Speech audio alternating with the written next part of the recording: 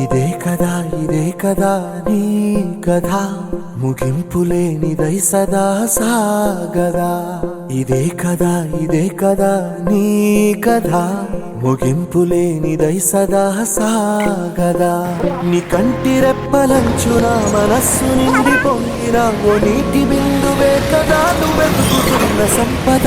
ఒక్కొక్క జ్ఞాపకానికి 100 ఏళ్ల ఆయువుందిగా, ఇంకెన్ని ముందు వేచనో అవన్నీ వెతుకుతూ పదా.